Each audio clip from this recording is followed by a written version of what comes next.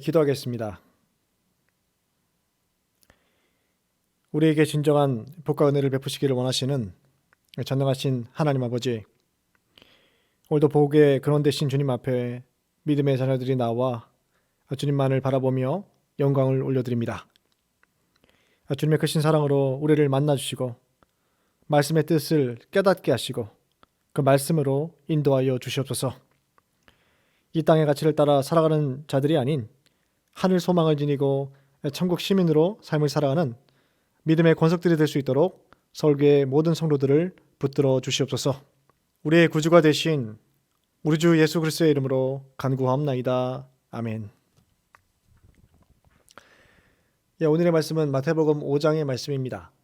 마태복음 5장에서 7장까지는 그 유명한 산상수훈의 말씀, 산상설교가 기록되고 있습니다. 산은 성경 말씀에서 특별히 하나님이 가까이 계시는 장소이며 하나님의 계시의 장소로 자주 사용되었습니다. 산상설교는 무리를 겨냥한 것이었습니다. 무리에게 말하는 동시에 전체 이스라엘에게 전달되게 하는 것이었죠. 최종적으로 그리스도인들의 공동체를 겨냥한 말씀이 바로 산상수훈의 말씀입니다. 예수님은 산상설교를 통해서 천국 복음, 즉 하나님 나라의 복된 소식을 전하시고 계십니다.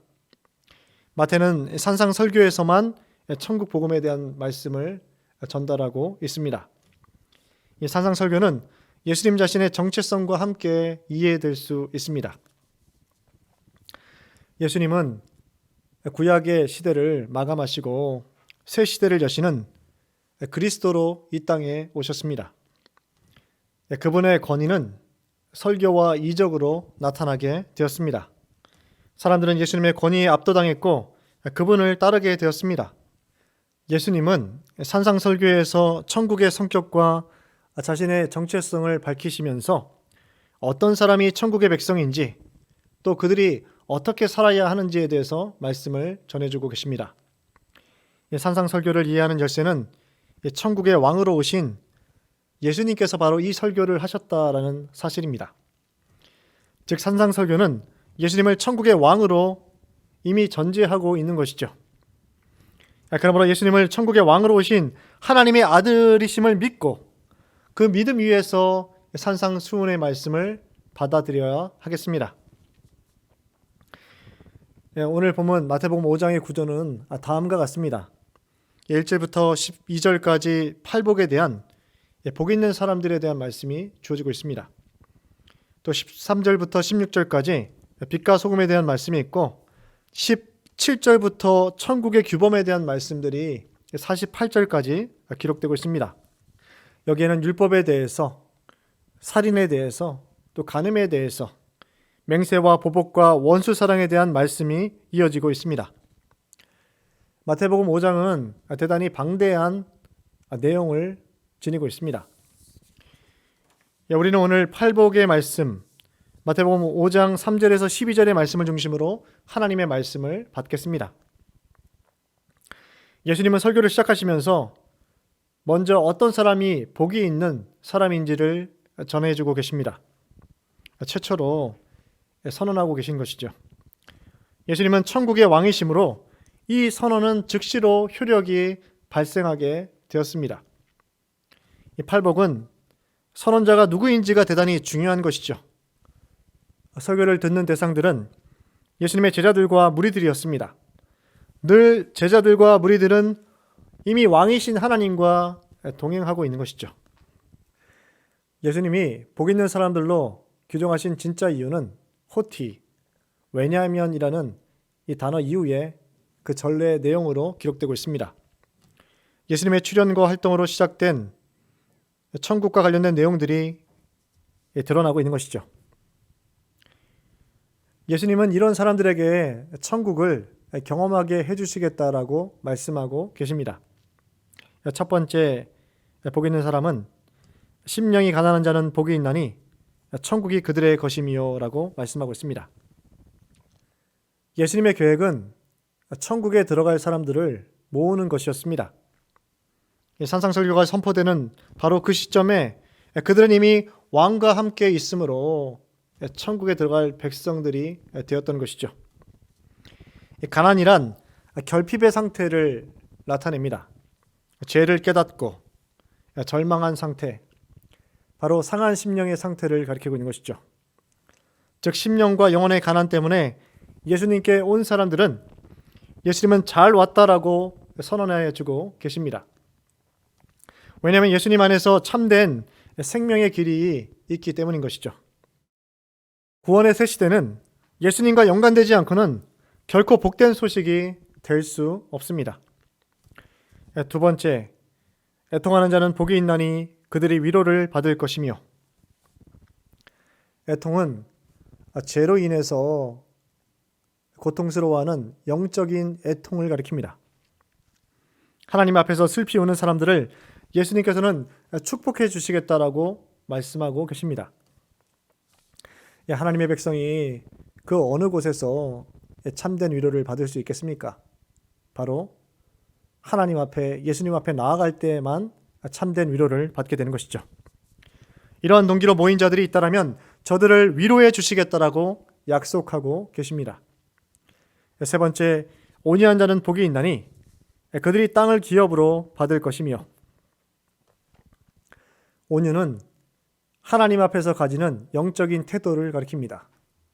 하나님처럼, 예수님처럼 겸손하게 기다리는 것을 바로 온유함이다라고 이야기할 수 있는 것이죠. 그런 자들이 예수님 앞에 나온다면 제대로 온 것이며, 예수님은 이러한 사람들에게 땅을 기업으로 주시겠다라고 말씀하고 계십니다. 여기서 땅은 바로 하나님의 나라를 상징하고 있는 것이죠. 네 번째, 의에 줄이고 목마른 자는 복이 있나니 그들이 배부를 것이며, 하나님의 약속이 성취되는 데 있어서 줄이고 목마른 것 때문에 예수님을 따라 나선 자들에게 예수님께서는 곧 배부르게 해주실 것이다라고 약속하고 계십니다. 팔복 중에 앞에 네 가지의 대상들은 이 당시 유대인들의 상황을 묘사하고 있습니다.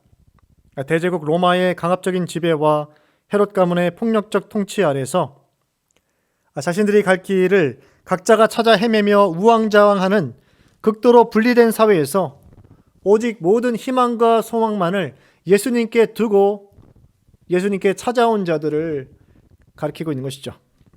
이런 자들에게 예수님은 참된 위로와 축복을 허락해 주시겠다라고 약조하고 계십니다. 7절 말씀부터 예수님은 사람과의 관계에서 지적하신 네 가지의 태도에 대해서 말씀을 전해주고 계십니다. 예수님의 활동으로 이 땅에서 시작된 천국의 성격과 일치하는 공통점을 지니고 있다라고 설명하고 있는 것이죠. 앞에 네 가지뿐 아니라 뒤에 네 가지도 간접적으로 예수님의 사역과 하나님의 나라에 대한 특징들을 규정해주고 있습니다. 다섯 번째 복 있는 사람은 다음과 같습니다. 긍휼히 여기는 자는 복이 있나니 그들이 긍휼히 여김을 받을 것이며, 긍휼히 여기다라는 것은 자비와 사랑과 동정을 지닌다라는 것을 가리키는 것이죠. 하나님과 인간과의 언약적 관계에서 발생하는 태도로, 이러한 태도는 단순히 감정이나 성품의 문제가 아니라 신뢰를 기반으로 한 구체적인 행위를 가리키고 있는 것이죠. 그리스도를 본받고 그리스도의 마음을 품은 자들, 바로 이들이 긍휼히 여기는 자들입니다. 시련을 당한 자들의 상황에 깊이 동참하며 부담 없이 그들로 하여금 도움을 청하도록 하는 것을 가리키고 있는 것이죠. 이렇게 제약된 세상을 긍휼히 여기며 세상의 참된 회복을 위해서 실천하는 자들에게 신실하신 하나님의 은총과 자비가 깃들게 될 것을 약속해 주고 계십니다. 우리가 베푸는 긍휼이 하나님의 긍휼과 필연적인 관계가 있다는 것이죠. 이렇게 긍휼의 순환 구조를 통해서 우리가 긍휼을 베풀고 또 하나님의 긍휼을 받으면서 이것이 계속해서 반복될 수 있다라고 말씀하고 계십니다. 여섯 번째, 마음이 청결한 자는 복이 있나니 그들이 하나님을 볼 것이며, 마음은 인간의 지정의의 근원적인 원천이 되는 곳입니다. 유대교의 정결 예식에서 청결은 도덕적이고 종교의식적인 정결을 의미하였는데 오늘 본문에서의 청결은 인간의 모든 사고와 행위의 원천인 마음을 탐욕과 두 마음으로 낭비하지 않고 이것을 해방시켜서 정결케 하는 내적인 청결을 말씀하고 있습니다. 바로 이런 자들이 하나님을 보게 될 것이다라고 말씀하고 계십니다. 하나님을 본다라는 것은 커다란 영적인 축복을 약속해주고 있는 것이죠. 눈부신 광채 속에서 하나님을 보게 되는 영광을 경험하게 될 것이다라고 말씀하고 계십니다. 7번째는 화평하게 하는 자는 복이 있나니 그들이 하나님의 아들이라 일컬음을 받을 것이며, 화평이라는 헬라어는 에이레네죠. 이것은 샬롬과 대단히 유사한 의미를 지니고 있습니다. 견줄 수 있는 것이죠. 즉 하나님과 인간과의 관계 회복을 위해서 노력하는 것을 말씀하고 있습니다. 인류 역사상 가장 완벽한 화평의 실현자가 있다면 그분은 바로 메시아이신 예수 그리스도이십니다. 예수님의 대속적 사역이 하나님과 인간의 참된 관계 회복을 이끌어내게 된 것이죠. 평화의 왕의 은혜로 구원함을 얻은 성도들은 인간들 사이에서 예수님께서 실현하셨던 그 평화를 증거하는 사역을 감당해야 한다는 것입니다. 이러한 것들을 감당할 때 천국의 상속자가 되어서 하나님의 아들로 인정받게 될 것이다라고 말씀해주고 계십니다. 마지막으로 8번째, 의를 위하여 박해를 받는 자는 복이 있나니 천국이 그들의 것입니다. 하나님의 계명을 지킴으로 고통을 당하는 자들에게 천국에 대한 약속을 주고 계십니다. 핍박받는 자들이 받는 보상이 심령이 가난한 자들이 받는 보상과 동일한 것을 가르쳐주고 있는 것이죠. 이 박해 속에서도 하나님의 은혜로 굳게 섰으므로 메시아의 나라에서 모든 은혜와 영광을 얻게 될 것을 약속합니다. 세상 나라로부터 침략당하지도 공격당하지도 않는 하늘나라의 참된 소유에 대한 보상이 약속되고 있는 것이죠. 오늘 불완전하고 제한적인 세상적인 복에 현혹되지 마시고 하나님 나라의 참된 팔복, 예수님과의 관계 안에서 참된 교제를 통해서 하나님 예비하신 모든 복과 은혜를 받아 누리시는 귀한 복된 권속들이 되시기를 간절히 축원합니다. 오늘 2가지의 기도 제목으로 함께 기도하도록 하겠습니다. 첫째로, 하나님의 다스리심을 받는 하늘 소망을 지닌 백성들이 되게 하셔서 이 팔복의 은혜를 온전히 누릴 수 있도록. 2번째로, 홍해 작전을 앞두고 있습니다. 개인과 가정과 교회, 나라와 민족 앞에 놓인 홍해가 갈라지고 홍해를 마른 땅같이 건너는 기적을 체험할 수 있는 서울교회와 서울교회 성도들 될 수 있도록 이 시간 합심해서 뜨겁게 기도하도록 하겠습니다.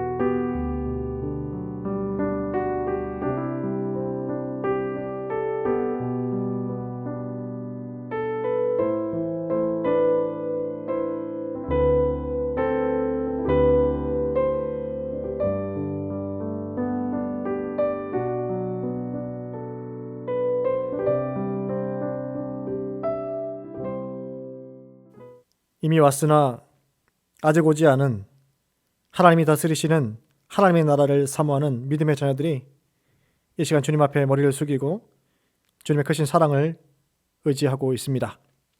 주님, 이 세속적 가치를 추구하는 우리의 죄와 허물을 사하여 주시고 신본주의적인 말씀의 가치를 추구하는 믿음의 권속들이 될 수 있도록 인도하여 주시옵소서.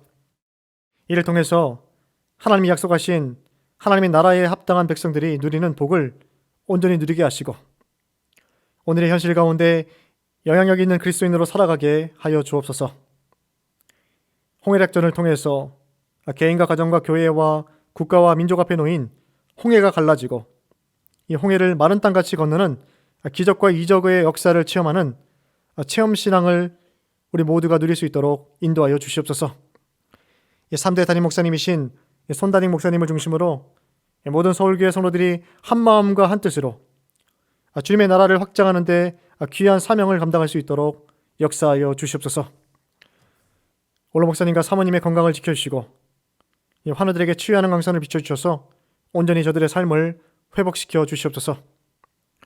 진학과 입시와 취업과 결혼과 태의 열매를 위해서 기도하는 우리 자녀들의 오랜 간구에 우리 하나님 응답해 주시고 하나님의 크신 사랑을 모든 삶의 순간마다 경험하는 귀한 축복된 삶을 살아가는 믿음의 성도들이 될 수 있도록 인도하여 주시옵소서. 우리의 참된 목자가 되신 우리 주 예수 그리스도의 이름으로 기도드립니다. 아멘. 하늘에 계신 우리 아버지, 아버지의 이름을 거룩하게 하시며 아버지의 나라가 오게 하시며 아버지의 뜻이 하늘에서와 같이 땅에서도 이루어지게 하소서. 오늘 우리에게 일용할 양식을 주시고 우리가 우리에게 잘못한 사람을 용서하여 준 것 같이 우리 죄를 용서하여 주시고 우리를 시험에 빠지지 않게 하시고 악에서 구하소서. 나라와 권능과 영광이 영원히 아버지의 것입니다. 아멘.